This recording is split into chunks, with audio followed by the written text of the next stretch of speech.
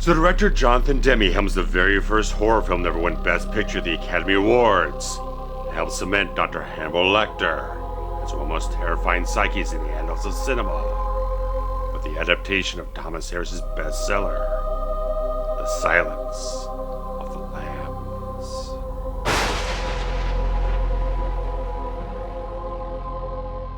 FBI Special Agent in Training Clarice Starling is granted a unique assignment by the head of the Behavioral Sciences Department, Jack Crawford, who shows an affinity for Starling's academic ambition.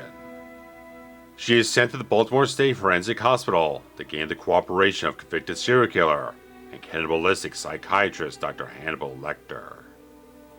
While Crawford tells her to get him to fill out a crude questionnaire, the subversive goal is to court his interest in the notorious Buffalo Bill case. However, Starling's naivete both intrigues and insults Lecter, who initially sends her off with nothing, but after the disturbed Miggs flings his semen at her, an angered Lecter shows sympathy for Starling. He gives her a trail to follow to a former patient of his, whom he preserved with his head in a jar, buried in a self-storage unit.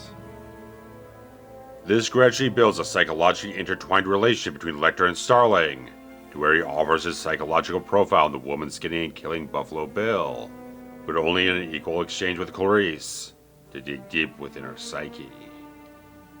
Meanwhile, Buffalo Bill targets and abducts Catherine Martin, the daughter of a U.S. Senator from Tennessee.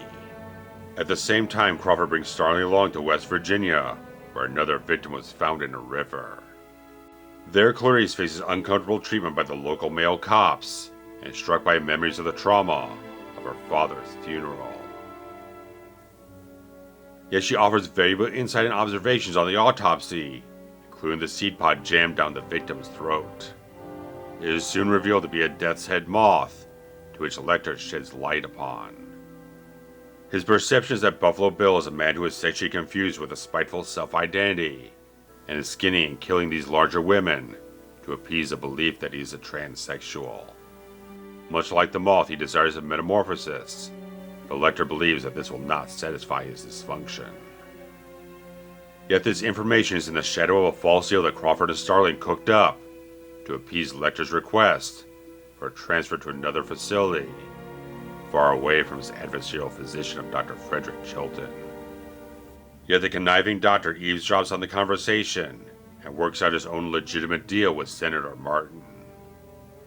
This ultimately sends a bound Lecter to Memphis to aid the FBI and the local officials with tracking down Buffalo Bill and rescuing Catherine Martin. Yet he offers up a misdirection of the identity of the man they seek, with more ulterior motives in mind. Meanwhile, Catherine is held in a dark pit by Buffalo Bill in abject terror, with no one being able to hear her screams. Starling soon meets with Lecter despite being removed from the case, and he drives Clarice closer and closer towards the truth about her quarry. Yet his final revelations are only on offer after Clarice finishes her story about running away from a ranch in Montana following her father's murder. A story where she is awakened in the middle of the night by the screaming sound of the spring lambs being slaughtered, and the one lamb she attempted to save was also butchered, leaving her distraught and traumatized, a memory that haunts her to this very day. Yet Dr. Chilton and the FBI arrive and drag Starling away, but not before Lecter is able to slip her the case file, with his final findings on her case. Soon thereafter, Lecter mounts a meticulously plotted escape, violently assaulting one officer, stringing up another in grotesque display. Ultimately, the SWAT team recover a decoy body as Lecter slips away in an ambulance, having worn the mangled face of another officer over his own. Despite this, Clarice continues to work her case with Lecter's new insights in Ohio, tracking down leads on one of the victims. There she realizes that Buffalo Bill is stitching together a suit of women's skins. In flight to Chicago, Crawford reveals they've identified him as Jamie Gum through a lead previously provided by Lecter, but Crawford's raid goes awry when they discover they are at the wrong residence, while Clarice is unknowingly at the right one. The truth slowly dawns on Starling, knowing that both herself and the captive Catherine Martin are both in imminent danger. She hunts Gum through the darkness of a cellar and attempting to apprehend him and save Catherine, in hopes that perhaps she can finally silence the sound of the screaming lambs in her mind. So on Valentine's Day, February 14, 1991, The Silence of the Lambs saw its theatrical release through Orion Pictures, and pretty much defied all expectations, grossing $272.7 million worldwide of a $19 million budget, making a major success for Orion Pictures, who just had a few months ago another major success with Dances with Wolves. But despite a couple of these things being very big hits, it didn't make up for a lot of the financial shortcomings they had with other projects, which landed them in bankruptcy a few years after this, and folding a lot of their assets being acquired by MGM United Artists later on. But as this film goes along up to an adaptation process, it's very interesting because Silence of the Lambs is the second book in the Hannibal Lecter series. The first one was Red Dragon, published in 1981, and previously adapted for the screen by Michael Mann for the 1986 film Manhunter, produced by Dino De Laurentiis. And unfortunately, despite the film I absolutely loved, and I've covered it very much in depth before, and shared my love so much for the entire film, pretty much at the time was a financial failure. It did not perform at the box office, had very poor marketing, the reviews weren't terribly glowing, it just didn't get much traction for himself, and so shortly thereafter, the De Laurentiis Entertainment Group goes under, but Dino De Laurentiis himself still maintained rights to the Hannibal Lecter film adaptations. So you had to get permission from him to do anything else going forward. But because Manhunter was such a failure at the box office and a financial disaster for himself, when Orion came calling for the rights for Silence of the Lambs to do an adaptation for it, he just gave it off for free. Charged him absolutely nothing because there was nothing in it. There was no stake in it for him. One film I did didn't perform well. Why am I going to think, oh, they're putting up another one that's a book that's not even finished written yet? I don't really care. Give it to him.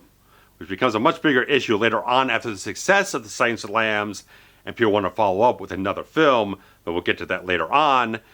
But the entire development of The Silence of the Lambs into a film, very much the fact that, again, as Thomas Harris is writing the novel, it's not finished yet when they get interested in doing the adaptation process, because screenwriter Ted Talley gets an advanced copy of the entire book here, an advanced draft of the whole thing, to start kind of working out, because, interesting enough, as things go along, the first person to be involved with the entire thing as the helmer of it was actor Gene Hackman.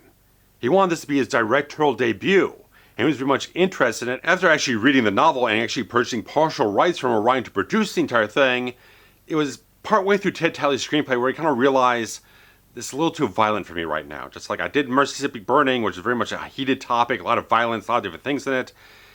Wasn't quite the thing he was kind of feeling at the time, and he kind of passed on it and got an amicable sort of reimbursement of his purchase of the rights to the entire thing. So Orion owns the rights entirely at this point now. So they're actually looking for another director, and it's a very peculiar process going off to Jonathan Demme here, because he comes through the Roger Corman School, learning all the different trades of doing this very low budget, very efficient filmmaking that way, and he'd gone off and made a bunch of comedy films that really didn't really perform that well at the box office. It was kind of an interesting thing latching onto him, who was didn't have the track record of someone you'd think, oh, this guy would be really good to adapt some sort of dark psychological drama or thriller or horror film, something like that's really kind of dank and dark and dealing with some heavy subject matter. Not the type of person you kind of trigger go to. But for whatever reason, he slotted into it so much, because once they kind of convinced him, because when he first heard the idea of it, he felt like it was just some gory slasher film. But they urged him to actually read the novel, and once he did, he saw all the nuances of the story and all the layers and the facets that you could deal with, and how much more of a film it was to deal with on a psychological, dramatic, and character level. He got so much involved with the entire thing, and he brought over a lot of people he always worked with regularly, like editors and cinematographer and various other people. He had a certain troupe of people he kind of trusted to kind of bring over on the technical end of things. And they got the actual cooperation of the FBI here, because Special Agent John Douglas was pretty much the archetype for the character of Jack Crawford.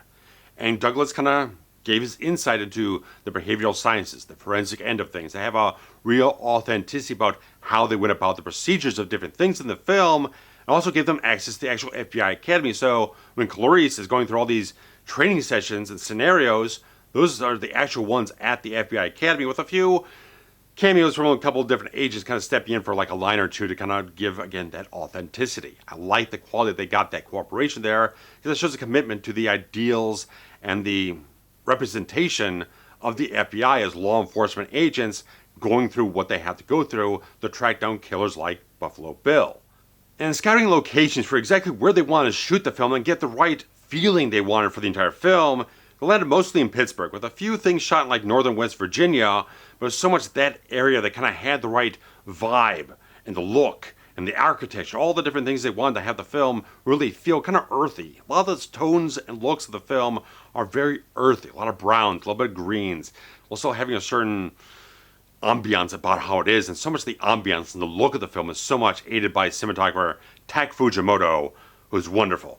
And it kind of came out with Roger Corman as well. He shot like Death Race 2000, a couple other things in that regard, and stuck with Jonathan Demme for a lot of years, a lot of different projects, but interspersed, he did some very interesting type of stuff, like did Pretty in Pink, did Ferris Bueller's Day Off, did Singles, did That Thing You Do, but then he works with M. Night Shyamalan doing like The Sixth Sense, a bunch of other things. So, very interesting cinematographer who does fantastic work with this film.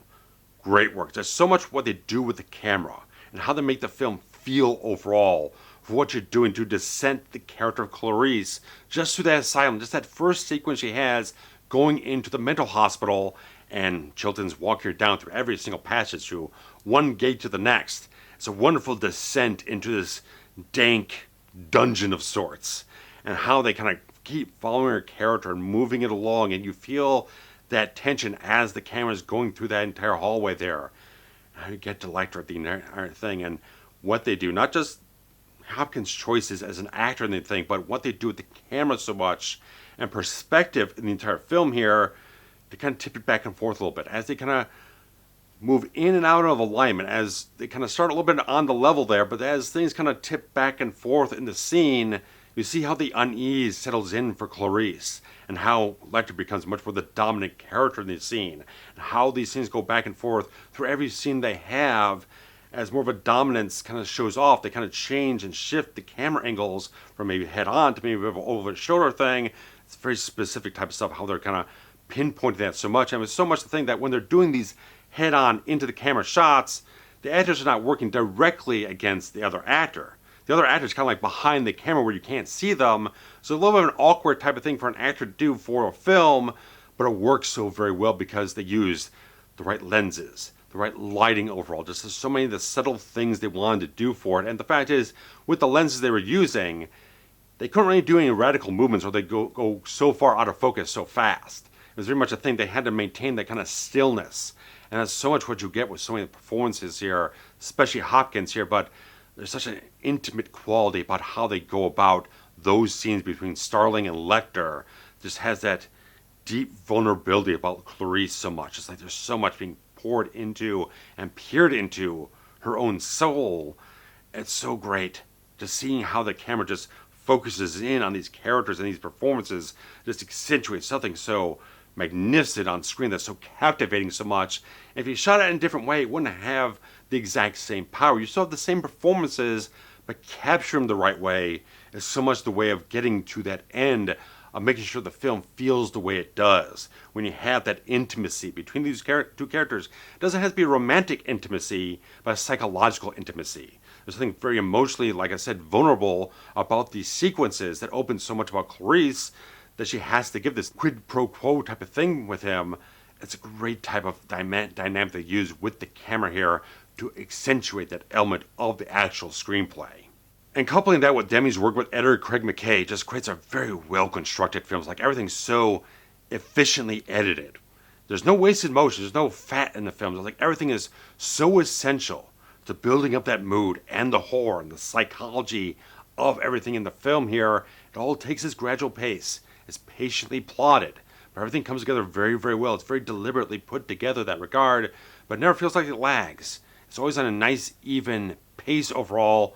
That really helps to kind of just delve you into and linger on some of the horrific aspects of the entire story here with Buffalo Bill so much. His unhinged personality in that regard, and the much more egregious ways he goes about dispatching of his victims and delving into that entire autopsy scene. You get a very beat by beat deconstruction of the process here, and so much played out because you're not showing quite as much, but you're showing enough in what Clarice is reacting to and what she's seeing and what she's having to accept in the moment there, and delving into what makes this guy tick, what makes him result in this sort of action here. It's so well put together. And of course, the horror just keeps coming out of the film gradually and just kind of delves you further. It's like a sinking terror so much. What you're getting into these psychological aspects so much, but showing you so much when it gets to the certain points where Lecter escapes. And the gore is just so efficient, so effective in that regard.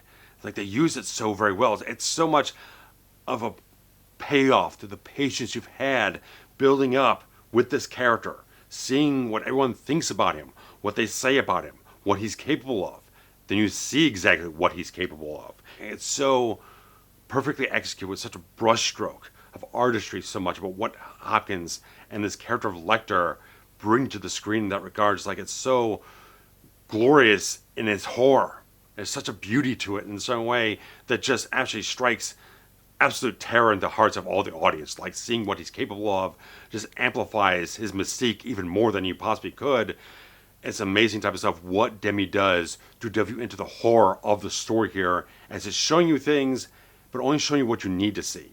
It's not being gratuitous. It's not showing you everything you possibly could see, but it's showing you what you need to see to know exactly what the threats are and how damaged and so dangerous what these psyches that we're dealing with actually are.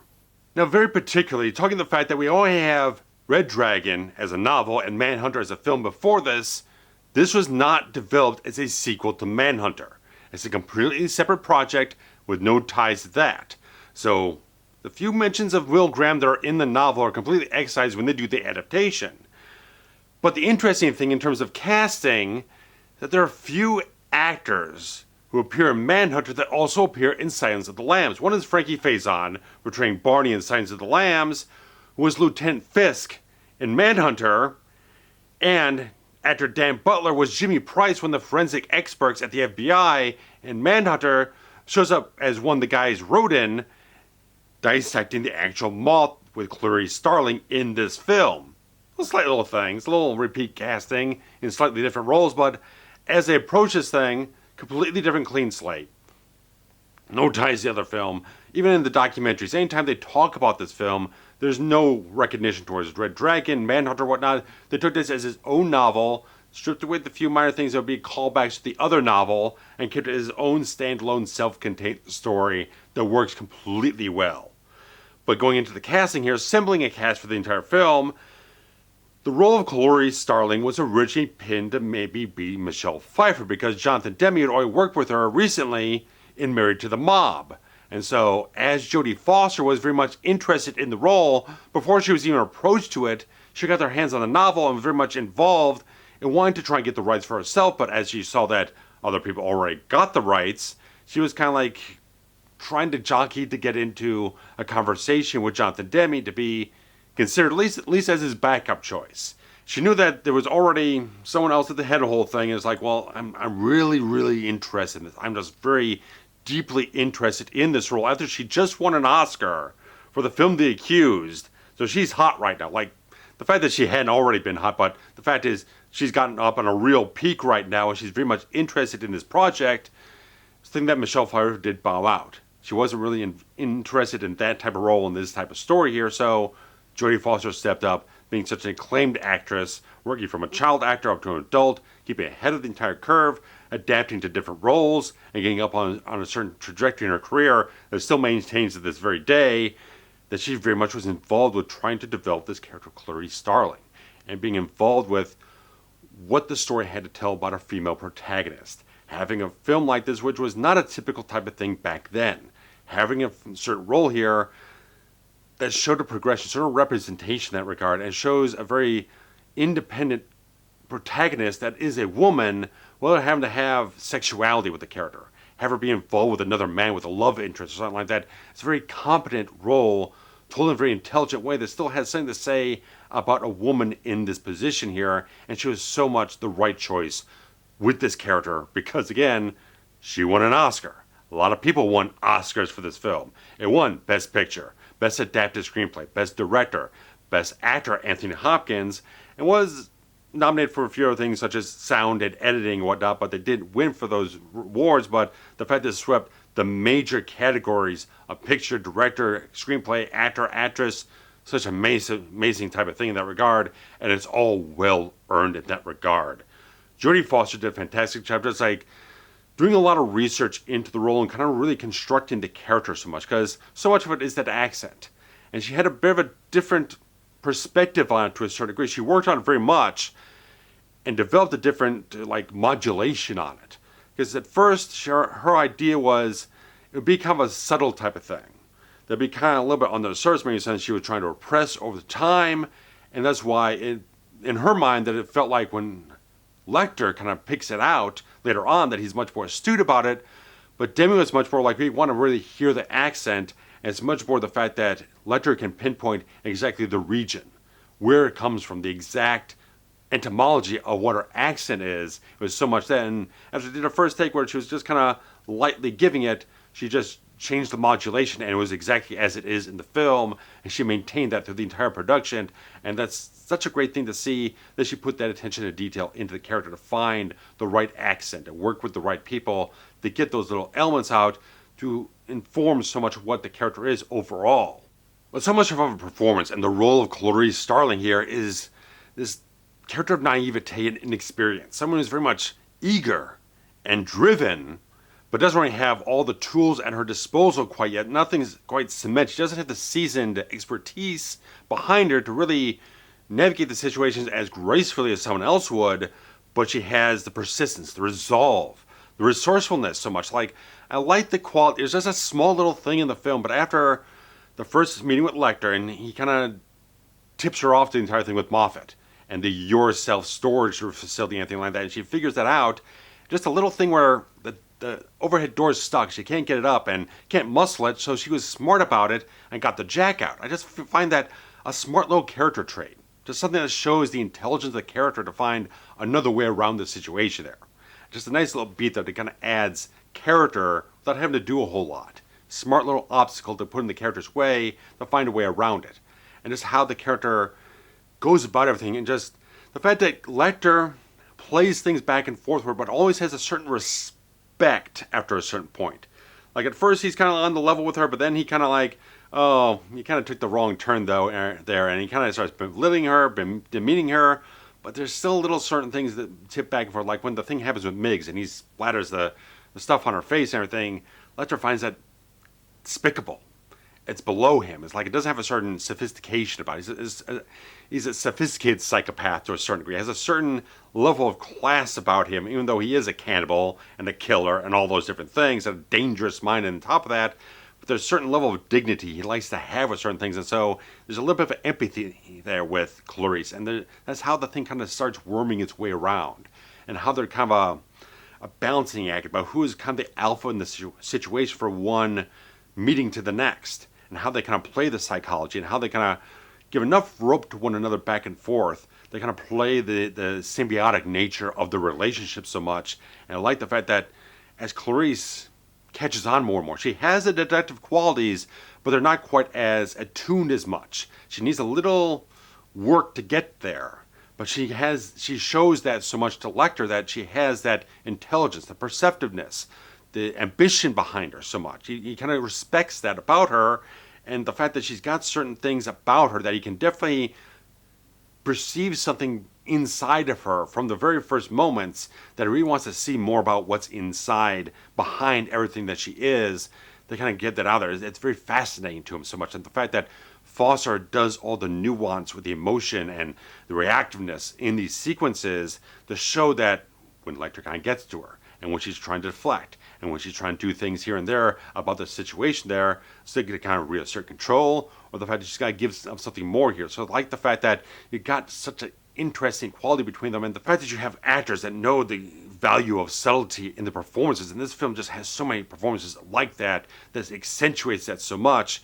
I love what Jodie Foster does with the character, and the fact that she has to navigate this very patriarchal world, very much a man's world, and she has a certain dignity about herself in the most part, like when they go to the funeral home and Crawford has to do a bit of a misogynistic type of thing to kind of wrangle, control the situation, clear the guys out and everything like that. She doesn't really appreciate that. She does let him know later on.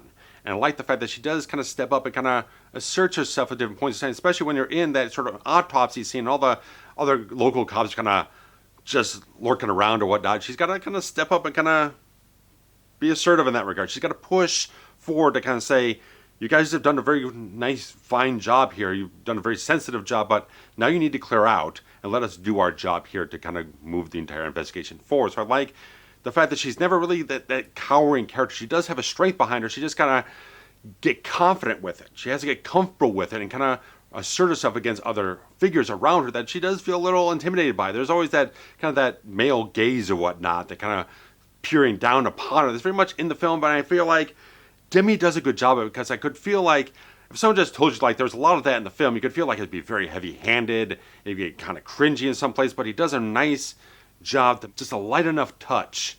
It's there, the message gets through, and you feel it from her character, but it's not kind of bludgeoning you over the head with it. It's very nicely measured in that regard, how he does that. But so much of what Foster does here, she's just so magnificent in finding the elements of her character. When you get the flashbacks to herself as a kid, thinking about her father, and all that stuff just really kind of brings so much turmoil to the surface of the character. I love how the entire film just delves so much into a full-bodied exploration of who she is and where she's been, and all the different people she kind of has to get out of the shadow of. Because I think it was Ted Talley on the Criterion commentary track that says she has 3 different fathers. One is the psychotic one, the dark one, which is Lecter, the kind of kindly mentor that which is Crawford, and her actual father, who is now passed. And the entire film is her trying to get past out of the shadow of each one of them and stand as her own person. That's so much of a thing that's clearly on display in the entire film. And Foster is just magnificent across the board here. It's not a big acting performance, but it's a powerful acting performance. The depth of the character, the emotions, everything that kind of swirls around inside her, it all just comes through so much in what she expresses as the character, and all the chemistry she has so much with Anthony Hopkins as Hannibal Lecter. She puts in a fantastic performance. She absolutely, positively deserved this Oscar, and she went home as a very deserving person in that regard. And as this film was not being developed as a sequel to Manhunter, Brian Cox was not considered to reprise the role of Hannibal Lecter. They went a completely different route, found a new actor, which was Anthony Hopkins. And he was not a well-known name in terms of film and television. He was very much a stage actor, kind of struggling on the film end of things in the United States, and not getting a whole lot of traction someplace. So when this role came along, he worked at it very, very much, trying to find the voice of the character and the way to portray him and find all the different elements of the character to embody it on screen. And it's very much interesting the fact that, aside from a table read, Hopkins and Foster never met outside of actually shooting the film. They never had a conversation between one another. They were always just in the scene portraying their characters, and very much it was an interesting thing that they're both kind of intimidated by one another. Like they're very much scared. Like Foster actively avoided involving herself in crossing paths with Hopkins during the entire production. It wasn't until like the end of it they actually kind of broke the ice and actually had a conversation as just regular people in that regard. But it was so much of what made Hopkins this icon in this character. Just like, I love Brian Cox's performance. I love Mads Mikkelsen in the performance. Everyone who's portrayed the character of Hannibal Lecter has done a brilliant job of it in their own ways. But Hopkins brings a certain approach here that's just chilling from the outset. The fact that he has this certain sensibility about himself, a certain proper way of doing things. Like, again, as Clarice is walking down that hallway up to his cell, he's just standing there very much prim and proper in a certain way. It's like he's very, very much a polite host in that regard.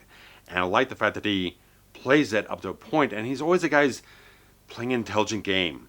And he's so penetrating with his psychology.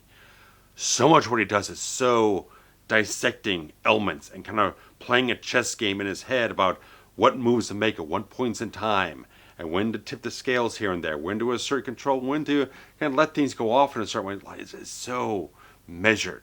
It's so well calculated what he does from every beat to the next. And the fact that, again, the close-ups are so intense at what he does. Just his eyes are barely ever blinking. He's got this just wide-eyed, piercing gaze right into you that just penetrates, again, through the screen, into the souls and the hearts of the audience so much. It just, you know what it is once you see it on screen. once they were filming it, they probably saw exactly, yeah, ooh, yeah, we got something here. There's an electricity here, and you can't deny it whatsoever between the subtlety of the lighting, when it's just kind of shaping Hopkins' face in a certain way, especially in the later scene, where he's in Memphis in that cell, and they got that entire thing where she's finally telling him about the screaming lambs. The lighting on him is so just perfect. What they did in that sequence is so good at what they did overall with the artistry of capturing the performances, like I said. But I also like so much how Hopkins uses stillness in the performance, because he's a psychotic, dangerous mind trapped in a cage, but he's so much in control of the situation. He's the mind that's kind of driving the different turns of everything. He's the one calling the shots. It's like, I have the psychological insight to give you what you want, but you gotta give me something back. And so he's only going to give as much as what he's given to him. I love so much how that is such a great element of the character that's like, even, like I said, trapped behind all this sort of safety glass and all the different things, he's still the most dangerous person you could possibly encounter. So much so. And the fact that he has such a fierce intelligence, that he uses that towards the psychological deconstruction of the dysfunctional mind of Buffalo Bill, and finding exactly what it is about the evidence of this case that leads him towards the actual revelations about who he is and what he is. A character who does have a sort of a body dysmorphia, a certain fractured self-image of himself that doesn't know exactly what he is, but thinks he knows what he is. I like the fact that he has this psychiatric mind, as he is a psychiatrist. That's why he's a doctor. He's a doctor of psychology, but he's also a psychopath himself. I like the quality you have this, almost thing that seems like a contradiction in itself, that he's almost a self-aware psychotic. But it's so much of a thing they can use that personal knowledge about himself being what he is, and as a psychologist and a psychiatrist, to delve you into the mind of another killer, another psychotic mind out there, to know how he functions and how the mind functions in general.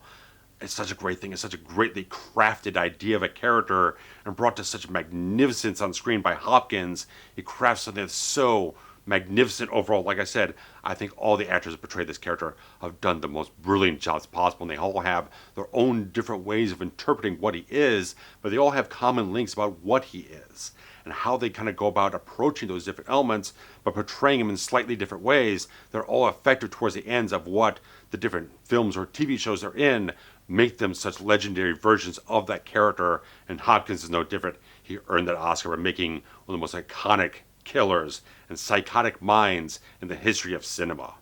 But moving on to actor Scott Glenn portraying the character of Jack Crawford here, I love Scott Glenn so much.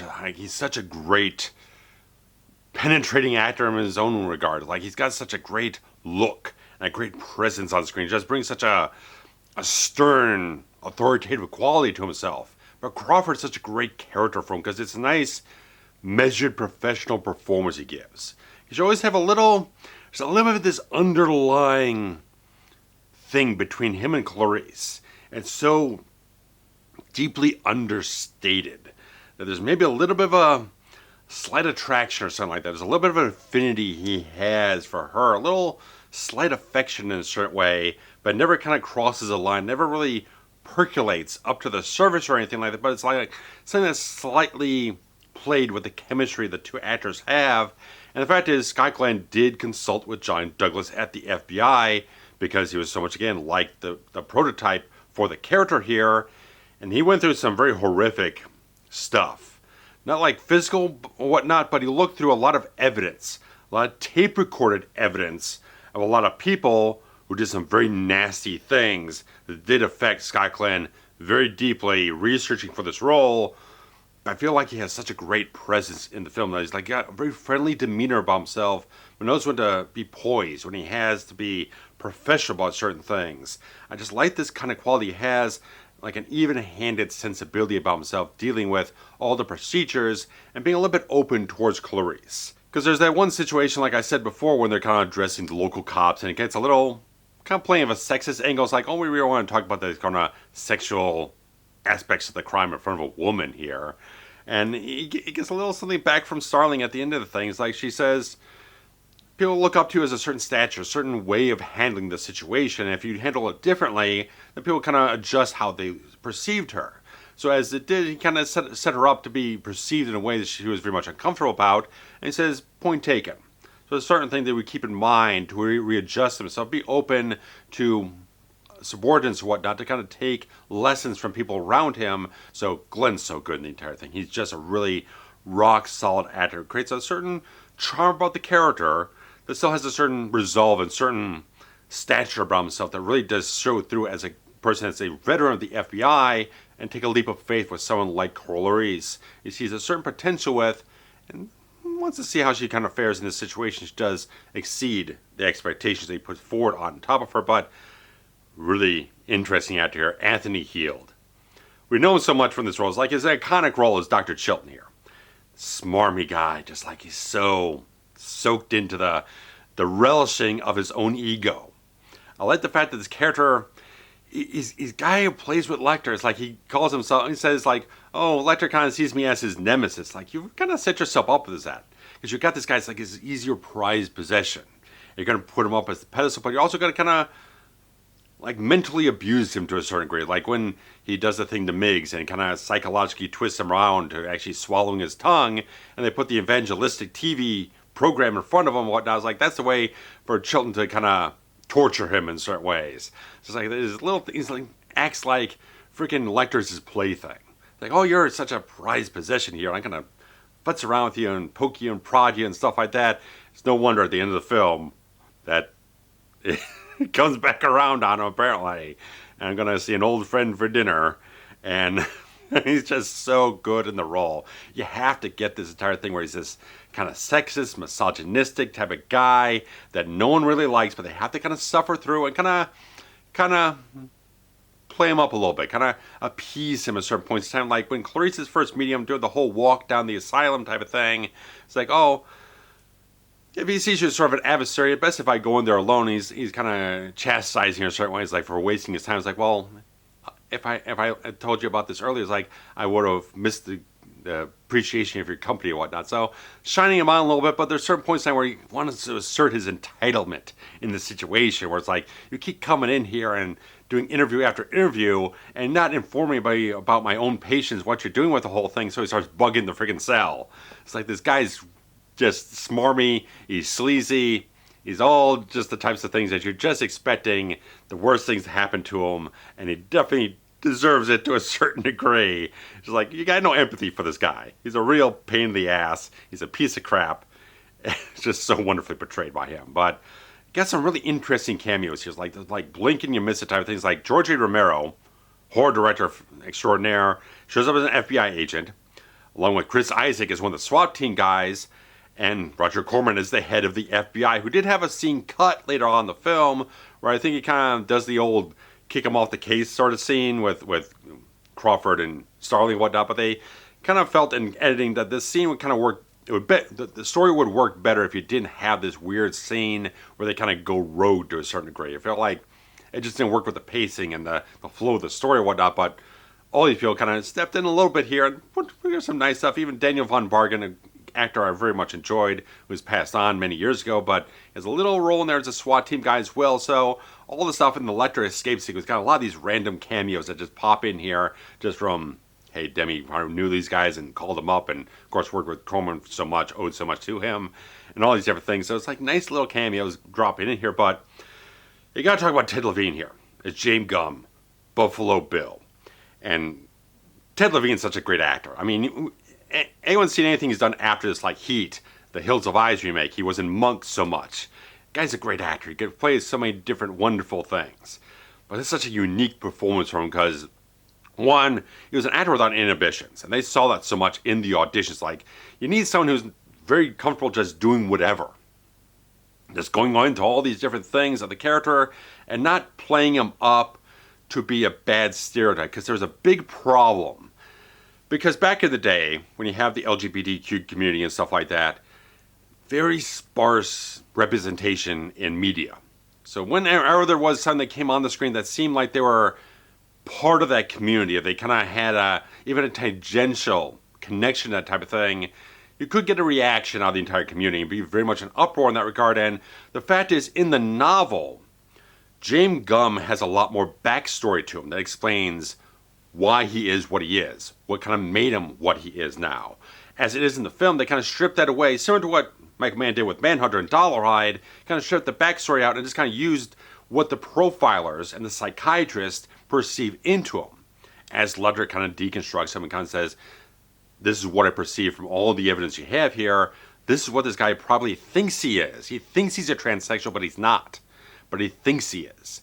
And he's probably thought he is a lot of different things. So it's a sexual confusion about himself. He's not really sure exactly what he is. And there is a thing in the novel, apparently, that he was supposed to be James Gum, but his birth certificate left the S off, so it's either James Gum or Jamie Gunn. So a little bit of thing that kind of just starts a little bit of a confusion about who he is, a self-identity in that regard. And there's a lot of things about the character where he keeps trying to project himself onto different things that kind of objectify other people, to kind of put himself in different skins and whatnot, as figuratively and literally.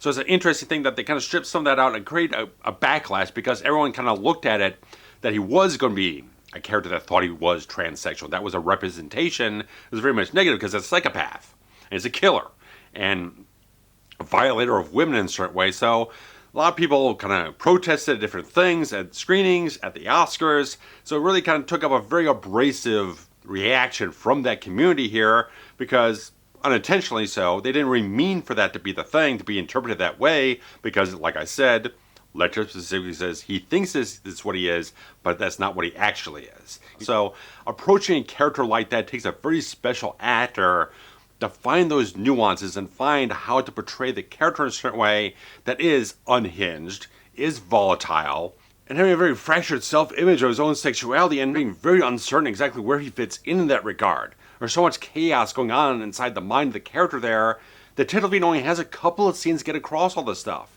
It's bolstered by all the psychological profiling done by Lecter, but so much what you have to get done is what Ted Levine brings to the role. You have to build up the character and then have it pay off with his performance, or same as Lecter. You have to get all that stuff going on and have one thing build and complement the other thing.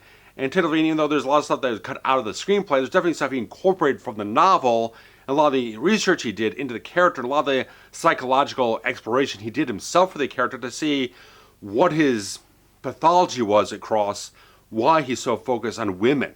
That he kind of covets the power that he feels women have, and kind of mocks them at the same time with the sort of feminine mannerisms and speech that he kind of has when he's dealing with Catherine in the pit there. So a lot of things involved how he kind of explored the character in that regard. Of course, a lot of influence from actual real life serial killers, like the entire thing with the fake cast. That's Ted Bundy, and all the things with the making up the flesh suits and stuff like that. That was Ed Gein. And there's even another guy who did certain other things like the pit. That was Gary M. Heidnik. So there's a lot of amalgamation of different serial killers in reality compiled into this one killer of James Gum here. So a lot of the real life stuff actually influenced a lot of the fictional narratives, especially like Ed Gein, influence on Psycho, influence on Texas Chainsaw Massacre, so many different things. So a lot of stuff does bleed into and influence how you craft a lot of these fictional narratives here, but Ted Levine does such a great job with such a complex character that would not be easy to get a handle on. It's like there's so many elements here to inform every single moment of the character, what he does in every single action here, and so much like when you have Catherine in the pit portrayed fantastically by Brooke Smith, it's so well done with all these actors work symbiotically off of one another, all these different scenes, like a lot of these captive scenes, whether it's Starling and Lecter, or it's Catherine and Jane Gum, all this type of stuff, they have all these just intense moments all together. And of course, in the pit there, it's absolutely terrifying, and she does such a incredible job. And being a character that does not just cower all the time. She is trying to be proactive and fight for herself. I like so much they have that in the film, and all these different things, like these wonderful little things that just kind of come off, and all the filmmaking qualities just coming off and making such great performances. It was like, it comes from the novel and goes up to the screenplay, then it goes up to the actors and the director, all these different phases of the creativity that this thing gets filtered through and kind of emboldened by and enriched by so much. Every single thing adds to what you're getting here on the screen here to create these performances, to create such great performances overall. But transitioning over to the score composed by Howard Shore, who had been composing a lot of stuff for David Cronenberg at this point in time, does a really interesting job here. It's like he doesn't really go for the expected here. doesn't go for the expected horror tones. He kind of averts it to a certain degree, going for a much more kind of a thoughtful, inquisitive, curious tone to the music. Like, it kind of draws you in. Like, the main theme of the film, there's a lot that really kind of draw you into the aura of the film so much. Like, it reflects so much of the sophisticated mentality of someone like Lecter. Brings the film a certain aura overall in that regard, and it reflects that so much what he's doing from piece to piece. But it also has those moments of heightened tension so much when it really does get almost operatic to a certain degree. Like in the Lecter escape sequence, like, it creates such a big sensibility. It's not like shrieking strings or whatnot. It's very much just playing as a big dramatic moment. It's like it's scored much more like a drama than kind of an ominous, spooky horror film. But it still works so much to kind of accentuate the emotions and the feelings you want to have overall, and the suspense that you film absolutely delves into so much. It creates that atmosphere so much to go off the tones that Demme's going off of and what he's driving into the story here. I like it so much. Like, it really puts together really well put together score that did have an expanded release. I think it's from a UK label called Quartet. It's still available right now if you want to import it. I don't think it's available domestically, but you still can get the original CD release up on iTunes and stuff like that here and there, and get it up on streaming services. But it's a really good piece of work. Howard Shore, of course, we know, is a legendary composer at this point in time moving forward, and he's just such a great piece of work here. Just like, it's such eloquent and elegant so much what he puts together into the entire thing, which I think you can say so much with just like the themes of the story so much. Because you got so much the element of the feminine, like I've mentioned before. All the stuff that you have with Clarice brings a certain perspective that someone like Crawford wouldn't have with the entire thing. The thing when she's going through the autopsy of the one girl, and she's observing things that only a woman would probably pick up on, like the style of the nail polish would kind of denote that she's not exactly from this type of area, much more, maybe more of a metro area somewhere. Various other elements about the entire bodies and the way the women put together themselves, and different aspects of the forensics overall inform what she knows about a woman, and various other things like that. And she has such a unique empathy for these victims, because if you had a male protagonist, it wouldn't be the same. They wouldn't be able to grasp that as a personalization of what is going on through this entire case here. I like that so much, and it reflects so much in James Gunn, because as he's this kind of sexually confused type of character, and you've got the malts here, which definitely Lecter points out is definitely a reflection upon himself, the transition, the transformation so much from one thing to the next as a sort of symbolization of the entire thing. As he has this sort of obsession with them as they go through a cocoon, and it kind of morphs them from a caterpillar up to a moth and stuff like that here and there. And such a thing that just kind of weaves together the entire psychology of the character and makes sense in and of itself. You don't really have to explain entire like etymology of how he became involved with them, how he became obsessed with them. It's just like, it's something that clicks into the psychology and it makes sense in his head. They would kind of idolize them as something that can go through that sort of transformation, that metamorphosis that he so kind of feels he needs to go through himself. So all these interesting little things inform the story in different little parts of the entire thing, and takes on very different perspectives. As I said before, the cinematography doing a lot of those point of view shots and having the characters look right down the barrel of the lens, it just informs so much about the perspectives of the film, how people see certain things, how they perceive them so much. I love how everything comes together with the filmmaking qualities in that regard. So much what Demme does, what a cinematographer does. All these different elements of the entire thing are very precise and very laid out. It's very measured. It's very calculated. So much about reflecting what the characters are in the filmmaking tools used. I like that so much because, again, as I said, Lecter is so calculated, so manipulative, so many different things about himself, and the film reflects that from every single element it uses to tell its story. I love all those things. Of course, the climax of this film is so goddamn good.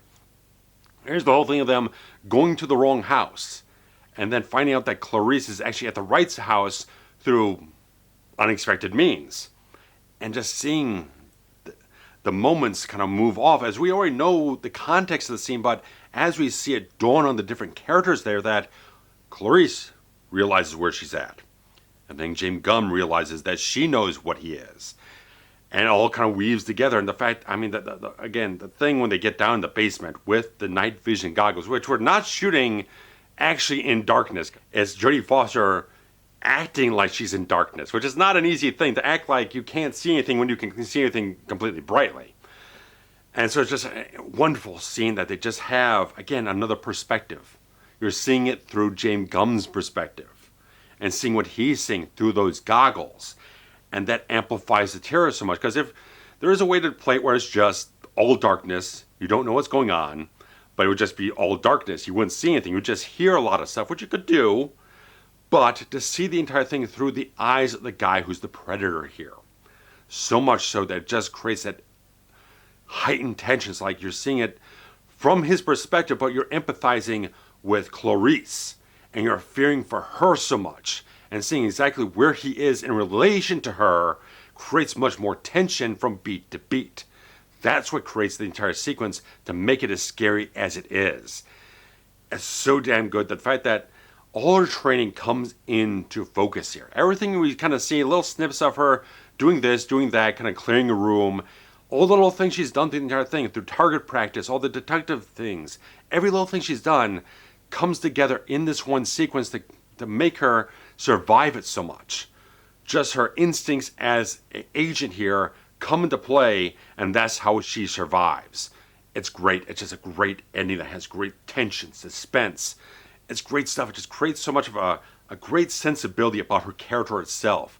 That she again proves herself. That's like she's so much a person that, again, empathizing with that victim that she knows is in danger, that at this point in time, she could be seconds away of just being killed and him cutting loose and running away.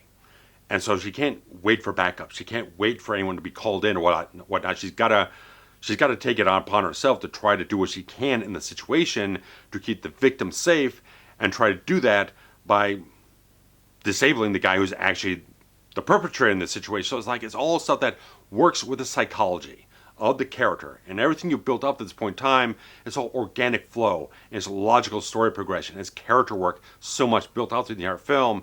It's wonderful stuff. It's so absolutely wonderful in that regard. It's a great film. It's a great film. The fact that I hadn't watched the film in like 20 plus years, and it kind of fell out of my mind, and I just kind of dismissed it overall, because back when I first saw it, just didn't click for me.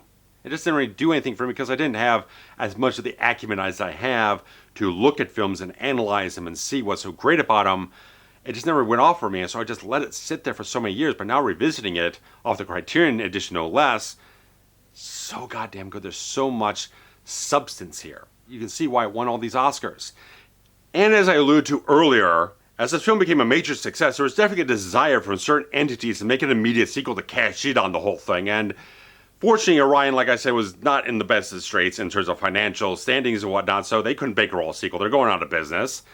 But Dino De Laurentiis still owns the film adaptation rights to Hannibal Lecter, and Universal Pictures comes calling, wanting to do the sequel themselves, and so they get an entire situation where they're trying to get the rights from him, and he's not being cooperative.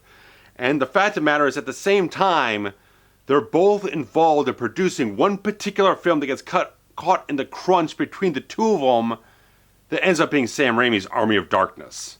And poor Sam Raimi, he got so much problems with these two entities not cooperating with one another, and they're both the ones distributing the film in different markets, and he just could not get their cooperation for a long period of time. But you can learn more about that in my old Evil Dead trilogy retrospective on the channel.